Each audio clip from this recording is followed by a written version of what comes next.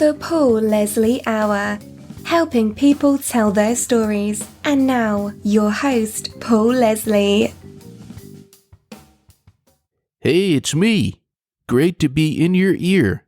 It's a great pleasure to welcome a man with multi-faceted talents when it comes to music, but mostly recording. Dana Nielsen is a record producer, mixer, recording engineer, writer, and saxophonist. You could say he has a lot of diversity. Some of the things on his resume that he's worked on would include Adele, Bob Dylan, Smashing Pumpkins, Justin Timberlake, Neil Diamond, Black Sabbath, and we have not even touched the tip of the iceberg there. So Dana, thank you very much for making the time to talk to us. Oh, thank you. It's a pleasure to chat. It's an honor. I listed all these different things: record producing, mixing, recording engineer, playing saxophone.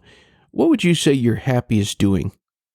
I think just listening to music, experiencing music, whether I'm playing or producing or recording.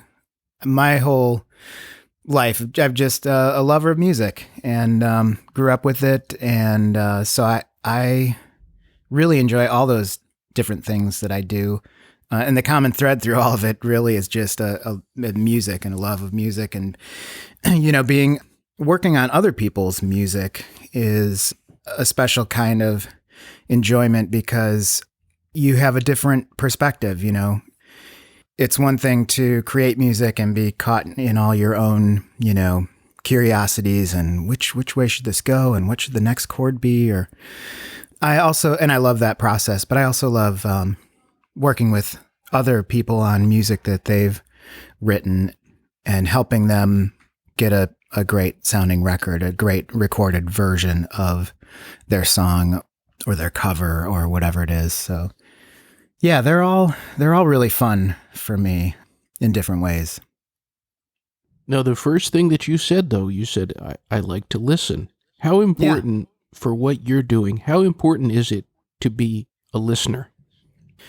Paramount. Yeah, extremely. Both as a player, if I'm playing saxophone or keyboards or something like that, feeding off of other players, whether they're live in the room with me or previously recorded. It's all about listening and feeding off what I'm hearing. And any musician knows, what I'm talking about. Same with, any actor or anybody who collaborates with other actors or musicians or what have you. So yeah, listening is like the most important. And also the connection, both as a player, a writer, producer, developing that connection between what you're truly listening to acoustically around you and listening to the ideas in your imagination and knowing how to bring those to life, technically how to play that melody that you're hearing in your mind or how to achieve that vocal sound that is running through your head. That too is listening, listening inside. The amount of collaboration, the amount of input that the artist that you're working with, does that vary based on who you're working with? In terms of my input? Yeah, like for example, would you say that with some artists they want much more of you, they want more of your input, and then sometimes maybe not as much? Yeah. Like in any social interaction or creative collaboration, there's kind of flexible boundaries that might change from one person to the next. And some people, everybody has different strengths too. So one artist might be a brilliant songwriter, but not a great technical player, or an amazing singer, but admittedly not a awesome person to think up background vocals, or so depending on someone's strength and what they are requesting of me specifically, there definitely are some default hats to wear. If I'm strictly engineering, I won't. And there's another producer who's been hired, I won't, by default, I'm not going to get overly involved in shaping a song or offering arrangement advice or tempo advice. Those are, things that if I'm producing, I'll be involved in. But, to your point, every artist is different and has different skills and has different needs. Yeah, it varies, but it probably all starts with some basic roles that are, if you're engineering, you're gonna engineer. If you're mixing, you're gonna mix. But if you're producing, do you know what I'm saying? Mm-hmm. Yeah. I remember I was in this recording studio in Atlanta, and the band that was in the studio, the lead singer, he really wanted feedback from everybody. I was trying very hard to be quiet and stay out of the way. He didn't even know my name. And he turned to me and he said, "What about you? What do you think?" Mm-hmm. And I'm curious, from the artists that you have worked with, who would you say was the most open? The most like, I'm open to anything, let's hear it. Boy. He caught me off guard. I'm not sure I have somebody right in mind that I would go, oh, definitely that person. Of course, there are some, when I work with younger artists who are just finding their voice and all that. I think in general, those people, singers, songwriters, are going to have a little more like, I'm new at this and you... like how should this sound or whatever. Whereas somebody who's older and more established, maybe legendary, it's like, well, they kind of know what they want and have their trusted sources, whether it's others in their band or, management, entourage, or, producer or what have you.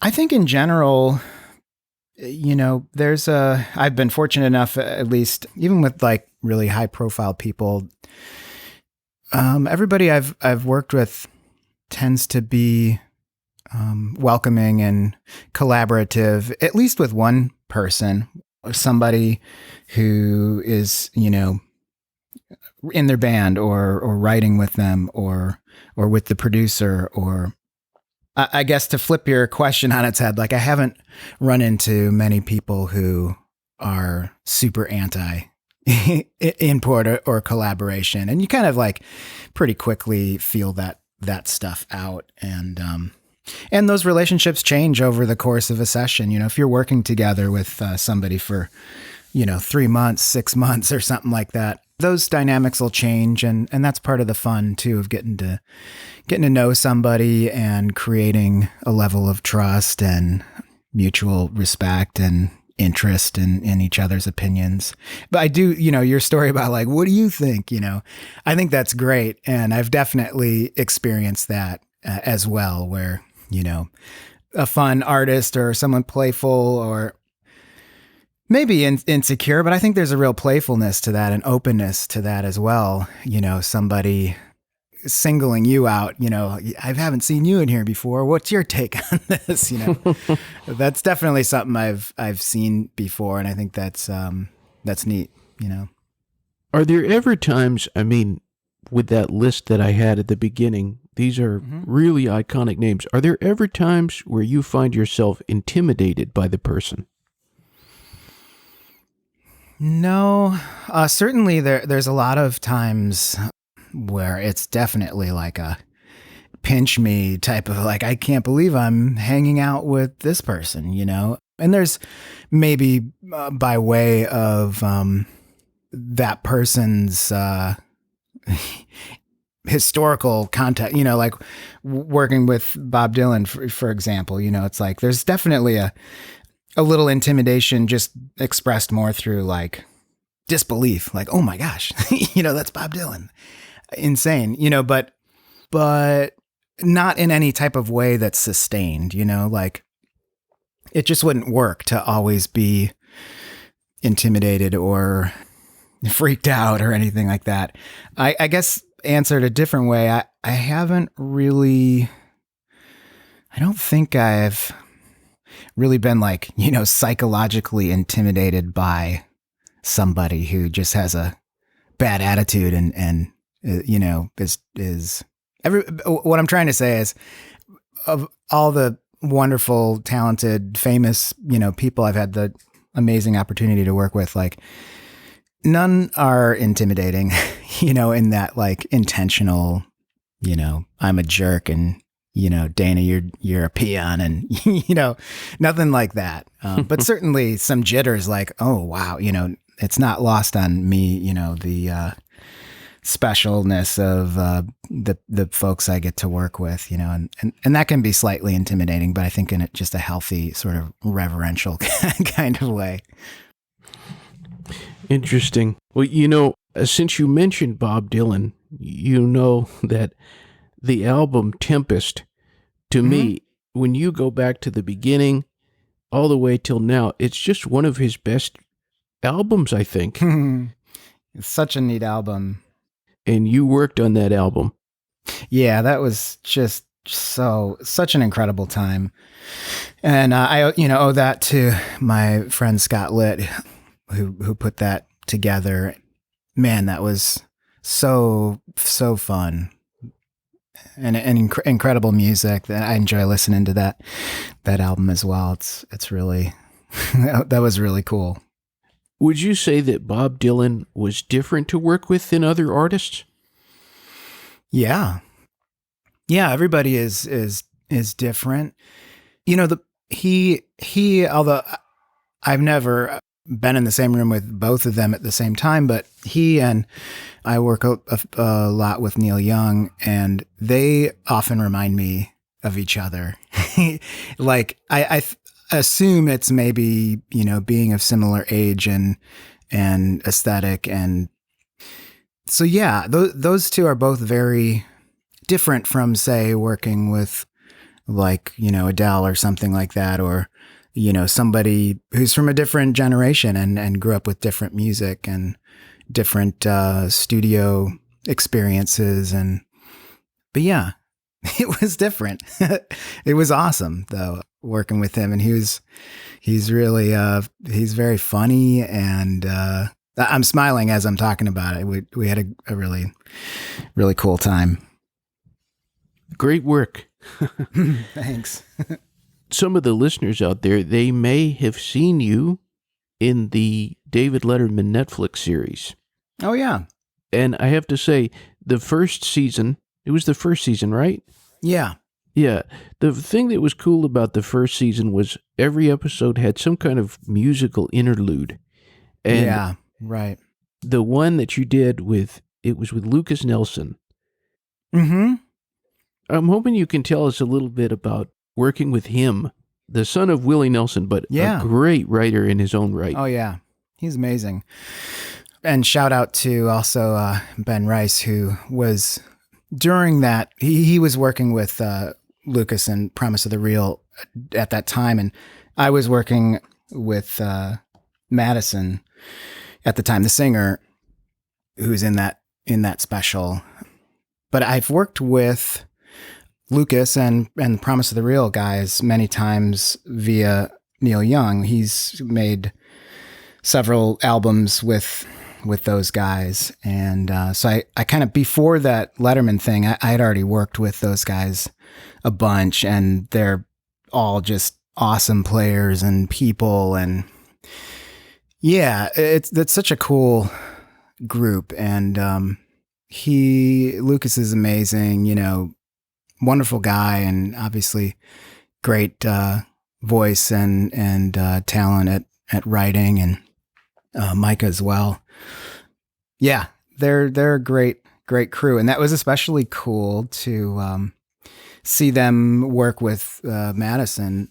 And it was cool. They did, I can't remember what remained in that episode. Maybe just Madison's song, but they did like one song of hers and one song of his, and which was like a duet, I believe. It was really special, like being in that room and hearing their music, and then just looking around the room and like, that's David Letterman.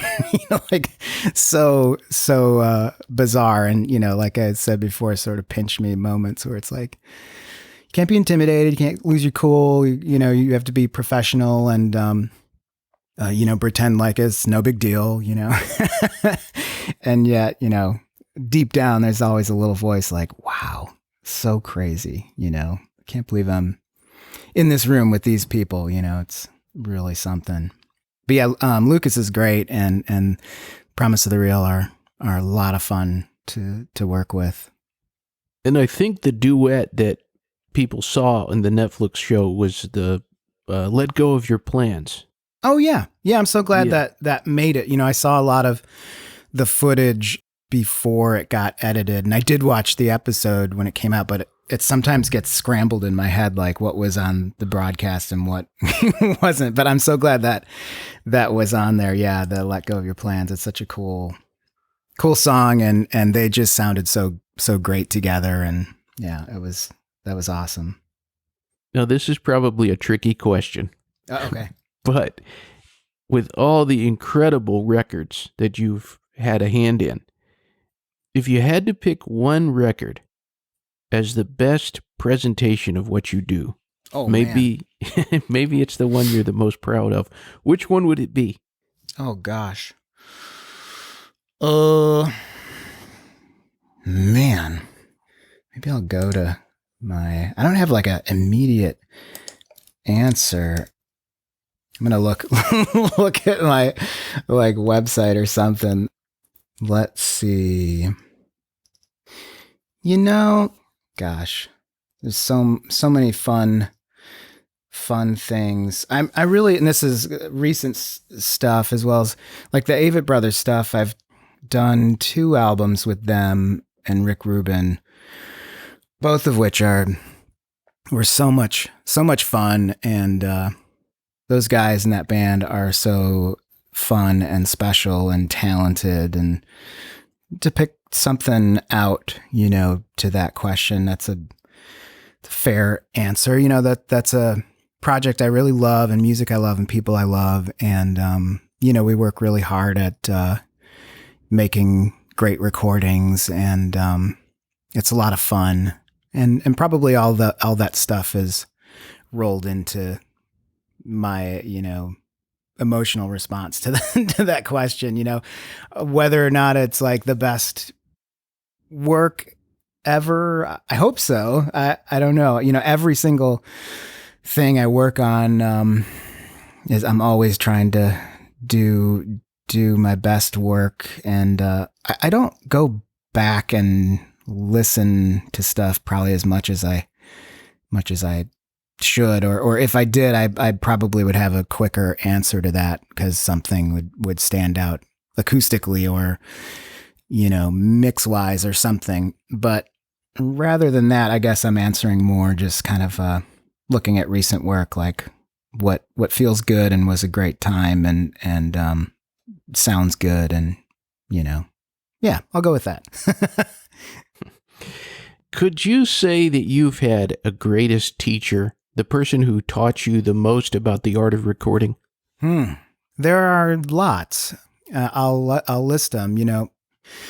Certainly Rick Rubin, although not really teaching about the technical aspects of recording as much as the broader picture, working with artists, creating an environment conducive to creativity and space, all the sort of bigger picture things, arrangement wise, tempo wise, things like that. As far as the actual like technical side, I learned so much from all the great engineers that I assisted and worked with. There's Greg Fiddleman, amazing friend and engineer. Andrew Sheps, learned so much from him. Dave Schiffman, Ryan Hewitt, my friend John Hanlon, who I work on the Neil stuff with. He's Neil Young's co-producer for many years. He's been a mentor and friend and teacher for a long time. I'm probably forgetting so many others, but those are some, as some of the people who have really taught me so much. Something I neglected to say at the beginning when I was introducing you is also you've done quite a bit of work with soundtracks with movies, things like that. Mm-hmm. And I'm hoping you can tell us a little bit about working on Anchorman 2. Yeah. Yeah, that was super fun. It was great, and it was our second time. I say our, I work a lot with a company called Beacon Street Studios in Venice. My friends, John now and Andrew Feltenstein, and they compose a lot of music for picture, for film and TV and commercials and things like that. So we had done some other soundtracks, and we had done one of the scores and soundtracks was for Casa de Mi Padre, which is a hilarious all in Spanish movie with Will Ferrell. And so I'd gotten to know him on that. Speaking of another like pinch me, holy cow, when I first met him, it was like, oh man, that's crazy. And he's really a lot of fun and very, very nice and approachable. And so the Anchorman 2 thing came on the heels of that, or not too long thereafter. So it was fun to already know him and get to work with him. And of course, like, growing up with Anchorman, such a favorite movie of mine. It was a pretty awesome to get to be a part of the sequel.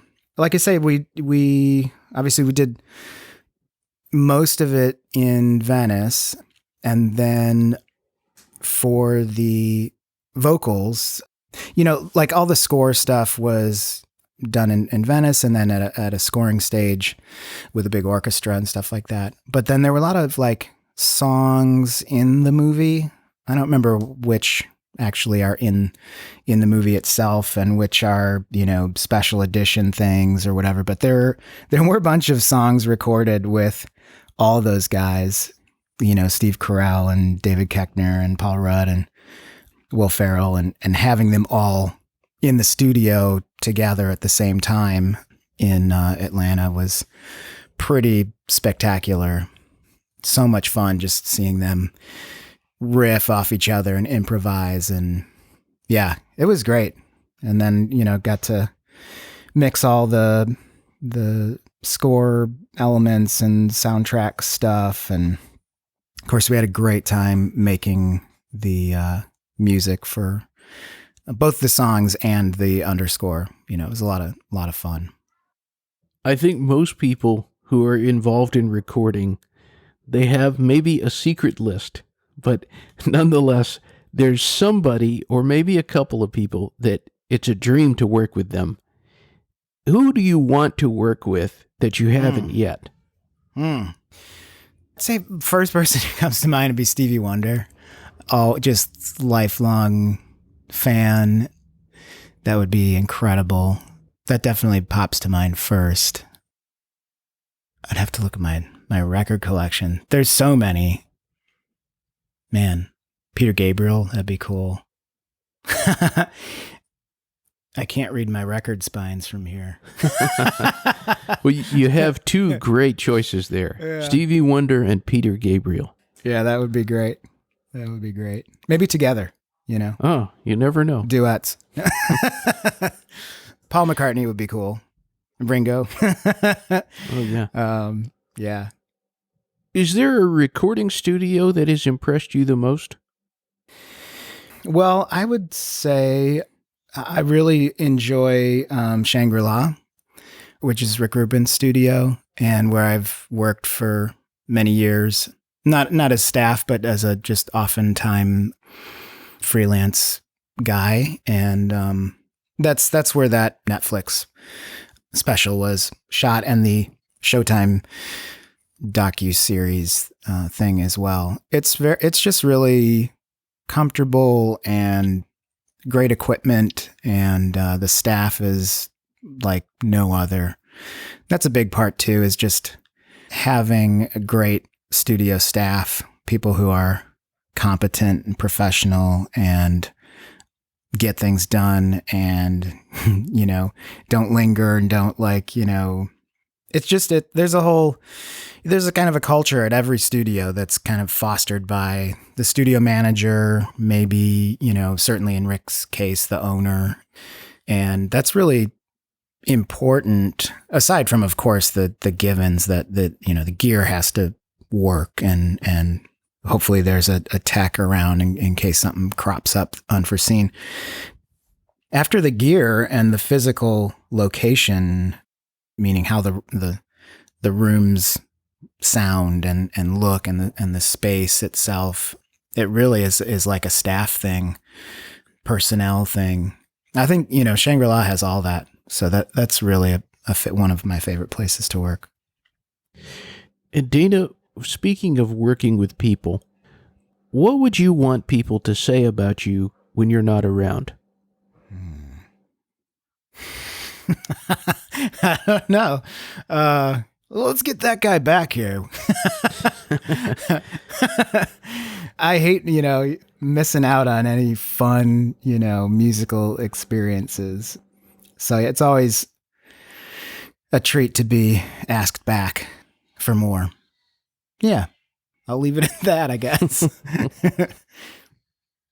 What is the best thing about being Dana Nielsen? I'd say, my family and just the weird life I have getting to play with music all day. Family and music. I've got a wife of 20 years, although we've been together much longer than that, back to senior year of high school. And we have a almost 8-year-old daughter, and really happy to live where we do in LA, in this Mar Vista, Culver City neighborhood, and have a lovely house with a studio in it that I love, and a little dog who's looking at me right now. So that's my favorite stuff, being with my wife and daughter and getting to do music as a career. It's so fun. With all the stuff going on with COVID, I'm guessing that's got to be affecting recording as well. Oh yeah. I had a very, very busy spring lined up, and all these projects I was very excited to get into, that I've been looking forward to, that had been booked for many, many months. And they were all recording sessions, like groups of people getting together in a studio and making music. Of course, all of that went away, or at least is indefinitely postponed. Just was on a call this morning on another project that was set to start in like 2 weeks, and has also been ongoing in preparation for a very long time. That's a film project. Yeah, just this morning, I don't think this is going to happen. So a lot of all of the recording work has definitely been taken off the plate, which is a bummer, both for, the excitement of the project, and also obviously just financially for, our family and stuff like that.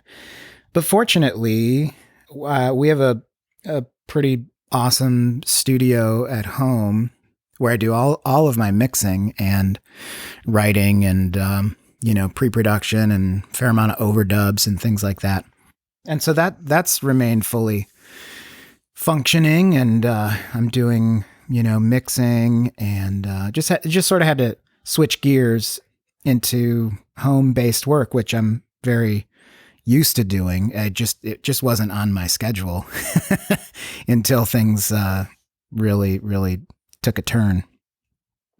I'm hoping that you can tell us about maybe, once this all clears up, is there something that you're looking forward to, or something that in particular you're looking forward to getting back to? Oh yeah. I mean, all of those projects that were on the calendar that were taken off are all things I'm totally looking forward to. I have to be careful, though. I'm not sure which, if any of those, I can talk about specifically. But I guess without naming names, there's bands that that I've worked with before that I'm excited to get back in the studio with. There's a film I can't talk about that we're about to record music with at a great studio band type stuff that'll be used as underscore and as songs in the film. There's another artist I haven't met or worked with yet that I'm hoping will get rescheduled. Without the names, I just don't want to, release any information before these artists and projects are ready for that. One of them I even have like a NDA and stuff like that. So it gets a little dicey discussing future work, much as but suffice it to say, I'm excited about all of these things, and I'm excited about the stuff that I'm doing in the meantime. I'm co-producing with a friend of mine some new music for a young singer-songwriter, and that's coming out really great. This girl, Kenny Carden, who's wonderful. And I've got some mixing I need to do this week on some projects I'm excited about. And also doing, making a couple friends of mine and I have a new sample company making software instruments, which are not out yet, but getting close on that. So I have a fair amount of work to do mixing that stuff as well. So, it's not the spring schedule I had anticipated, especially not with distance learning, as it's called now for our second grader. But it's been good to just roll with it and take the time to finish up other projects that have been in the wings. I'm always taking like online courses and learning and stuff. So I've got stuff like that going on that I had subscribed to before this started, that it's now like, well, great. I'll do that stuff while I'm on the treadmill or after the family goes to sleep, or, just making the best of it. There's one artist that's mentioned on your website, and I want to tell all the listeners they can go to dananielsen.com, and that's Nielsen, dananielsen.com. And it mentions you're very involved with this artist, Lily Kershaw. Oh, yeah, Lily's awesome. Yeah, I co-produced a EP for her with that same guy that we're doing that Kenny project with, the Kenny Carden stuff I mentioned.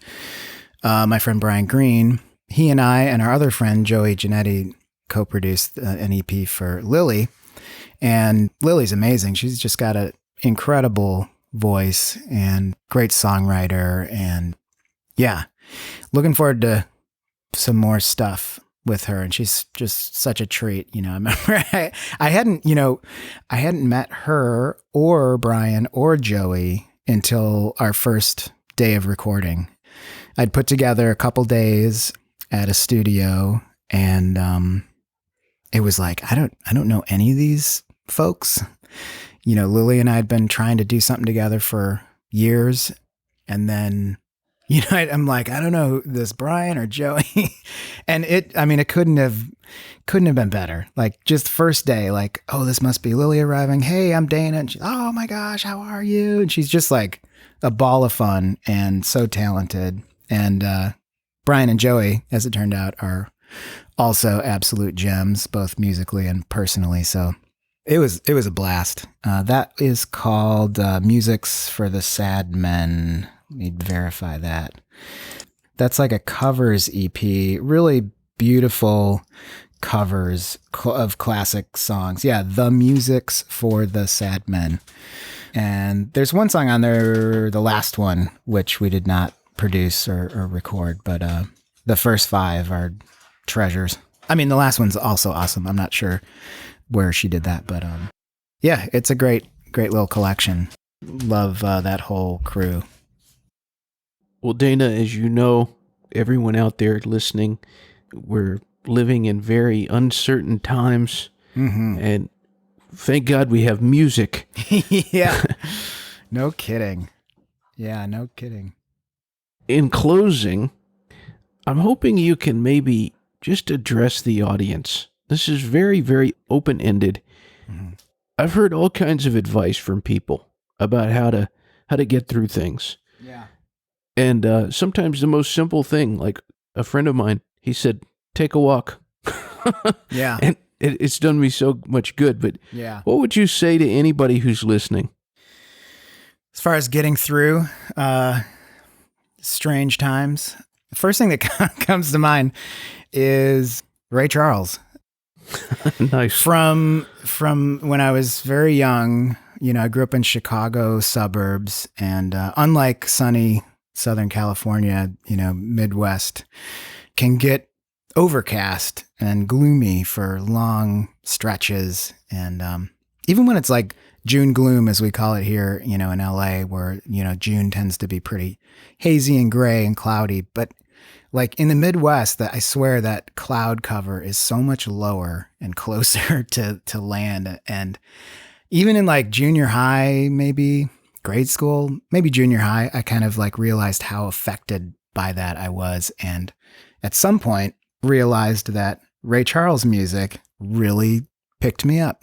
And so no kidding, like, I remember many times in junior high or high school, maybe it's a Sunday morning and it's super locked in, overcast, and, the family's home, and my parents would just like put on Ray Charles, especially like Atlantic box set, I love all that era of Ray Charles stuff. And I'm a sax player, so I especially love David Fathead Newman's solos.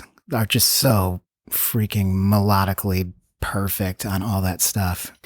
So for me, still, anytime I'm, the weather's bad and, or I'm a little bummed out or skeeved out by what's going on, Ray Charles really makes me smile. Yeah. So, that's one of my little tricks, and certainly listening to Ray Charles on a walk, to glom onto your friend's suggestion, that's a twofer right there. Well, Dana, I just love you for saying that, because I used to run a fruit juice popsicle stand.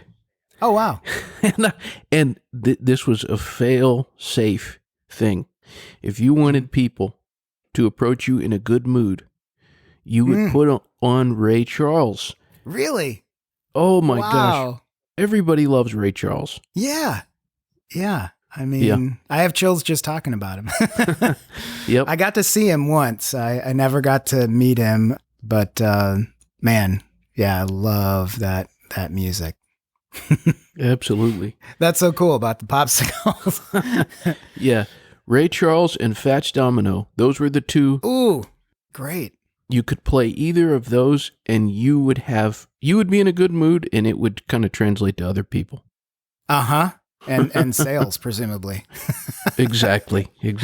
That's so cool. Well, again, anyone out there, they can visit dananielsen.com if they want to find out more about what you do.